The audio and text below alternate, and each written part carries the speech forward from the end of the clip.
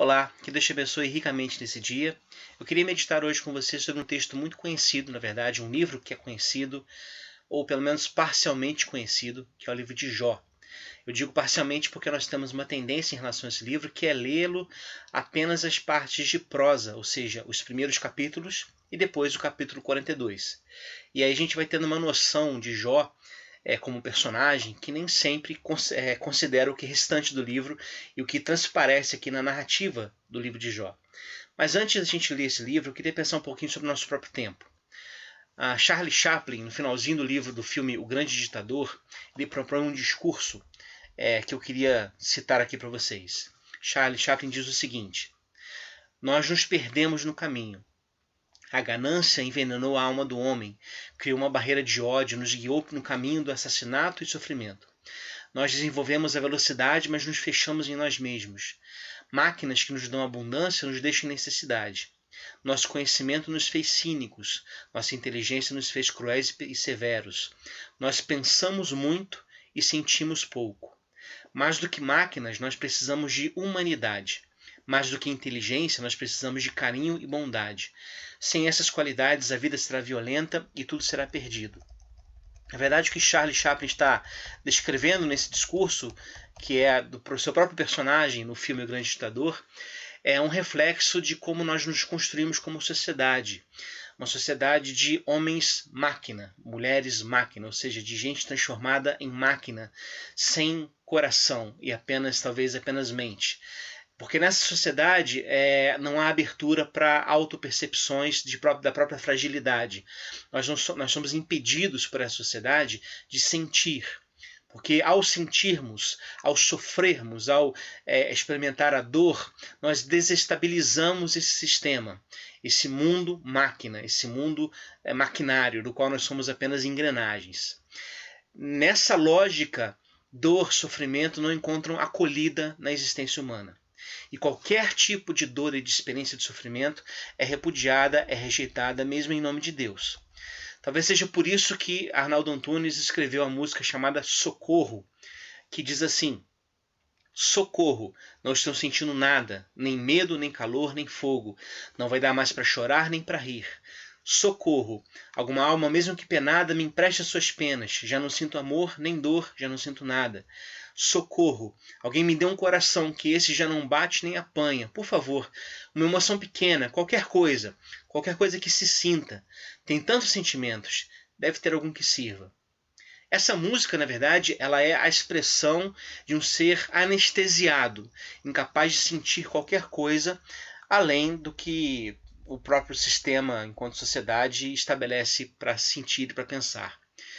Eu queria dizer que isso, muitas vezes, esse tipo de pensamento se repete também no meio evangélico e nas nossas próprias igrejas. As nossas liturgias, os nossos cultos, eles são espaços que nem sempre admitem a dor, nem sempre admitem o sofrimento. Mesmo hoje, em tempos de pandemia que a gente está vivendo, há muita gente, e aí, claro, não apenas no meio evangélico cristão, mas há muita gente dizendo que esse momento é um momento para nos reinventarmos, para aprendermos uma língua nova, para fazermos um curso e nos aprimorar como pessoa. Embora certamente isso tenha o seu lugar também, é preciso que a gente entenda que nós não somos chamados para dar produtividade, nós somos chamados a sermos humanos.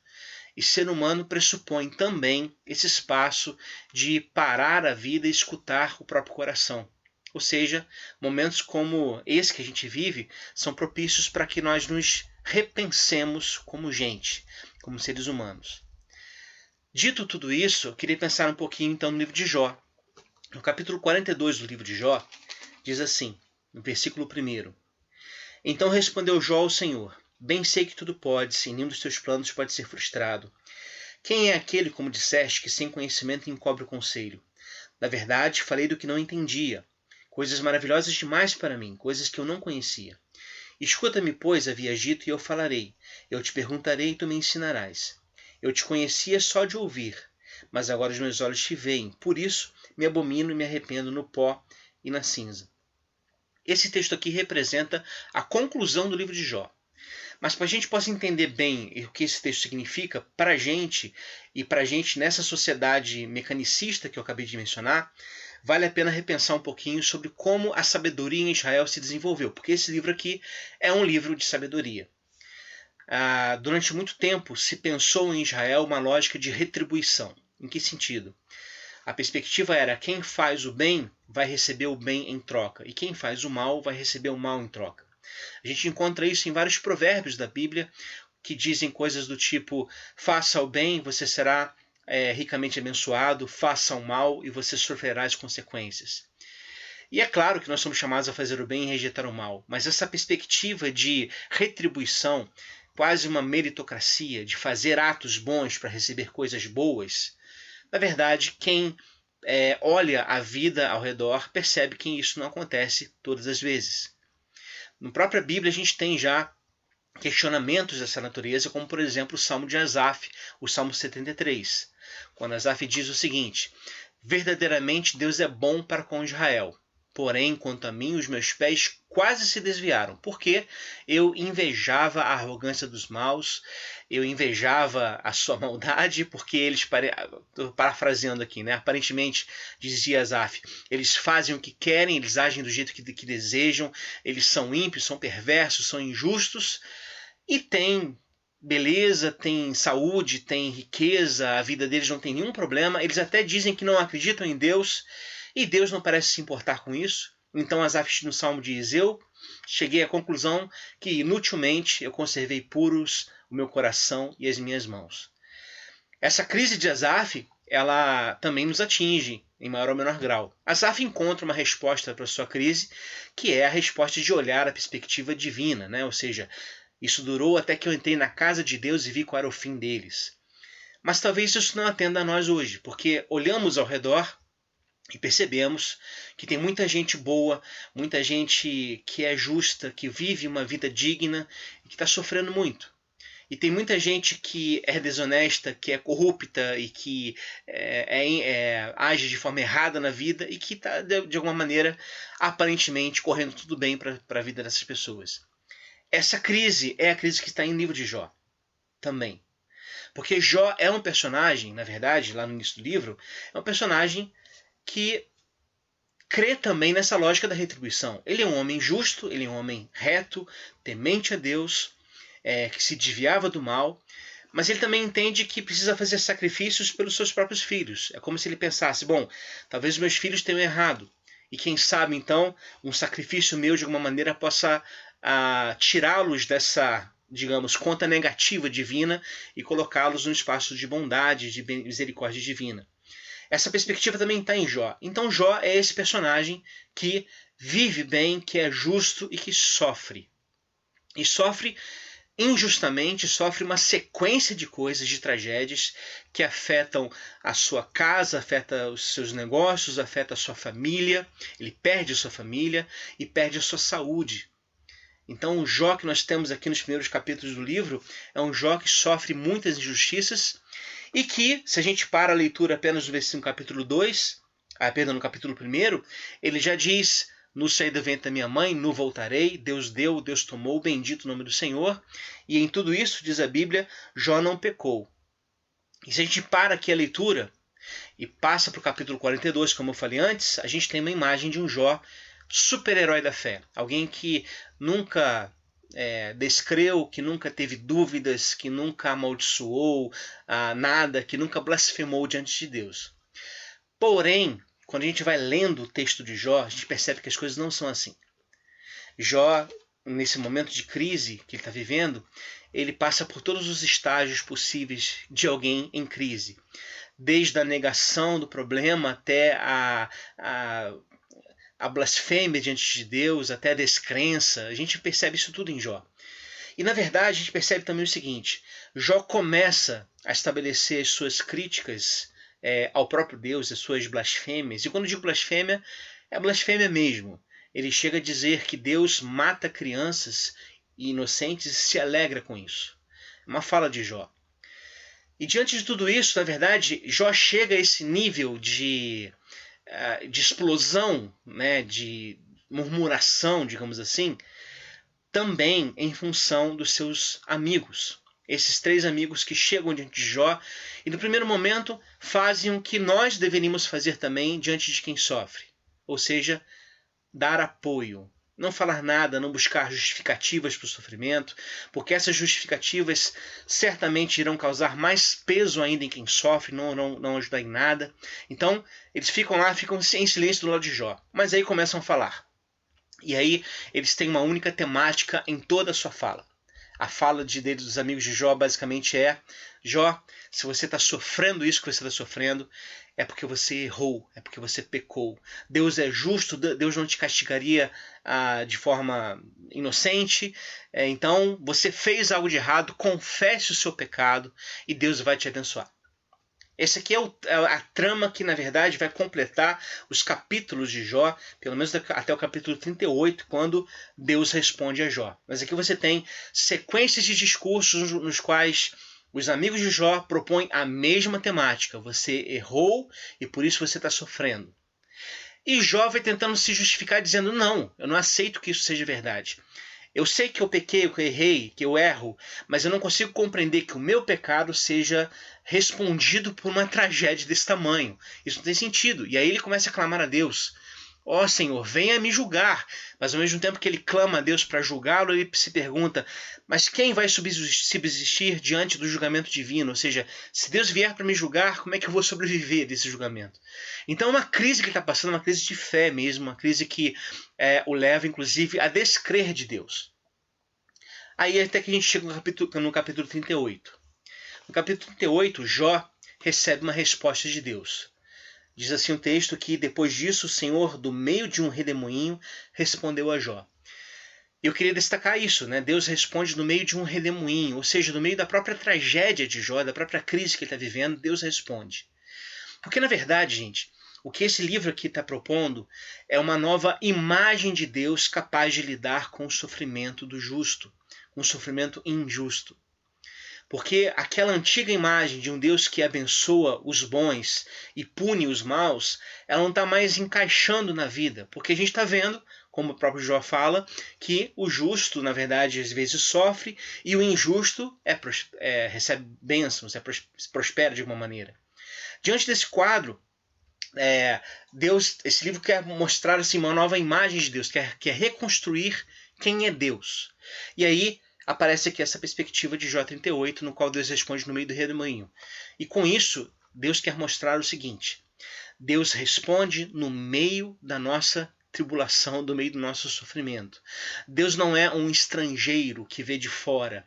Deus é alguém que segue conosco nesse meio do redemoinho e que não se espanta e não se ofende com as nossas críticas a Ele e com as nossas blasfêmias. Isso é um ponto que transparece no livro. Obviamente Deus aqui dá uma lição de moral em Jó, dizendo basicamente o seguinte: olha, você te acusou o universo de ser sem sentido, e eu pergunto a você, onde é que você estava quando eu fiz nascer as cabras nos montes, as estrelas do céu e assim por diante? É claro que há essa leitura, mas na perspectiva final do livro, o que se tem é um Deus que deseja se mostrar dentro do sofrimento. Em relação ao sofrimento humano, a gente pode ter algumas leituras possíveis. A gente pode pensar uma leitura contra Del, ou seja, uma leitura que, na verdade, é muito comum e muito possível de existir, e muito humana, e muito real, e muito genuína. Culpar Deus pelo sofrimento. Afinal de contas, se há o sofrimento, é Deus que está causando isso. Uma outra leitura que também pode acontecer, embora esta seja muito mais, na minha perspectiva, muito mais ofensiva do que essa anterior que eu falei, é aquela posição de quem tenta desculpar Deus. Ou seja, é um pró-del, ou seja, alguém que se coloca na posição de dizer o seguinte: não, a culpa é sua, Jó, que está sofrendo porque você fez o errado. Essas duas leituras são problemáticas. Embora a primeira, como eu disse, é mais genuína e mais e na verdade corresponde muito mais a alguém que de fato está pensando sobre as questões do que a segunda. A segunda é a posição dos amigos de Jó. No livro, essas duas leituras elas são rejeitadas e é proposta uma terceira leitura. Uma leitura de tratar o sofrimento em Deus. Ou seja, nós passamos o sofrimento, passamos as experiências de crise com Deus e em Deus e diante de Deus. Agora, isso faz com que a gente assuma a nossa própria humanidade, a nossa própria fragilidade. Em outras palavras, se está doendo, se está sofrendo, se está machucando, então chore. Então reclame diante de Deus. Ore, clame, mas não deixe de fazer isso. Não queira mostrar uma espécie de artificialidade humana, uma vida que na verdade não é verdadeira. Seja você você mesmo diante de Deus, mesmo nessa experiência de sofrimento. E aí no final do livro você tem uma releitura de Deus. Jó, depois que Deus fala tudo o que tem para falar, Jó percebe o seguinte: antes eu te conhecia só de ouvir, mas agora os meus olhos te veem. Agora eu percebo quem o Senhor é nessa minha vida. E aí vem uma coisa interessante. Deus diz o seguinte aos amigos de Jó: a minha ira se acendeu contra ti e contra os teus 2 amigos, porque não disseste de mim o que era reto como meu servo Jó. Isso aqui é muito estranho, porque os amigos de Jó ficaram o tempo inteiro defendendo a doutrina correta sobre Deus, de que se o Jó estava sofrendo é porque ele tinha pecado, tentando desculpar Deus do sofrimento humano. E Deus vai dizer que esses personagens, esses 3 amigos, na verdade, falaram que era errado, o que era incorreto sobre ele perante Jó. E, ao contrário, Jó disse o que era correto. Jó disse o que era correto. E aí diz lá o texto: o meu servo Jó orará por vós, porque dele aceitarei a intercessão, para que não vos trate segundo a vossa loucura, porque vós não disseste de mim o que era reto, como fez o meu servo Jó. Em outras palavras, esse texto nos mostra a necessidade de nos humanizarmos na nossa relação com Deus, de sermos quem somos, de não querermos apresentar para Deus uma fé sobre-humana, porque nós não somos chamados a sermos sobre-humanos, nós somos chamados a sermos humanos. E ser humano, gente, dói às vezes. Ser humano sofre e também se alegra, porque a vida é feita desses momentos de alegria e de tristeza. A gente precisa então passar em tudo isso e por tudo isso com a certeza de que Deus vai conosco. E mesmo naqueles momentos de crise interna, da noite escura da alma, aquele momento que a gente olha em volta e não percebe a presença de Deus em lugar nenhum, mesmo nesses momentos em que da nossa boca o que brota são reclamações de onde está Deus nessa história, nesses momentos, tenha certeza absoluta que Deus não se ofende com a nossa falta de fé, Deus não se ofende com a nossa murmuração, não se ofende, Deus não fica chateado, porque Deus, que nos conhece e sabe que somos pó, sabe até que ponto nós podemos suportar as questões. E, na verdade, Ele nunca nos abandona. Nós é que às vezes deixamos de percebê-lo na caminhada, mas Ele nunca nos abandona. Nós somos muitas vezes como aqueles discípulos no caminho de Emaús, lá no Evangelho de Lucas. Nós caminhamos pela estrada, chorando, tristes, com Jesus do nosso lado, mas a gente não reconhece que é Jesus. Mas esse Deus, que é aqui o Deus de Jó, que é o nosso Deus, que é o Deus de Jesus de Nazaré, esse Deus segue com a gente na caminhada, e não só segue com a gente na caminhada. Se nós pararmos um momento e que desejarmos entrar em casa para descansar, ou seja, parar a caminhada, Deus está muito atento a ouvir o nosso próprio convite para entrar também e cear com a gente. E nesse momento de ceia, nesse momento de partir o pão, nós reconheceremos mais uma vez a Jesus de Nazaré como nosso companheiro. Então, creia em primeiro lugar que você não foi chamado para ser nada além do que humano.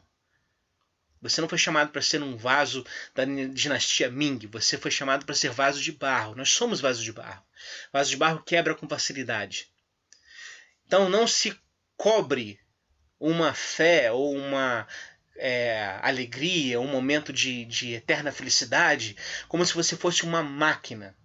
Você é um ser humano. E nesse momento que a gente está passando por um momento muito difícil de pandemia, chore. Se está doendo, chore. Como diz o apóstolo Paulo, alegrai com os que se alegram e chorai com os que choram. Então o choro é partilhado. Mas também creia que esse choro que pode durar uma noite inteira, a alegria surge pela manhã. Não porque a gente rejeita o choro, mas que é o choro que faz brotar a alegria do nosso ser. É o choro, muitas vezes o sofrimento, que faz com que a gente aprenda mais de Deus nesses momentos. E isso nos ajuda a crescer na nossa própria fé e a crescer como seres humanos. Então que Deus te abençoe, que Deus te console. Não queira ser além de humano. E diante de Deus, apresente as suas questões, como Jó fez. Não tenha medo de dizer a Deus o que está passando na sua vida. Não tenha medo de dizer a Deus quais são as suas crises, os seus problemas. Porque, como eu disse antes, Deus nos conhece. Antes mesmo que a gente fale, Ele nos conhece. Então, vamos desistir de atuar para Deus e vamos viver como somos para Deus. E aí Deus vai nos abençoar certamente. Deus te abençoe ricamente nesse dia e que você creia que nesse momento, de verdade, Deus está contigo e segue com você. Um abraço.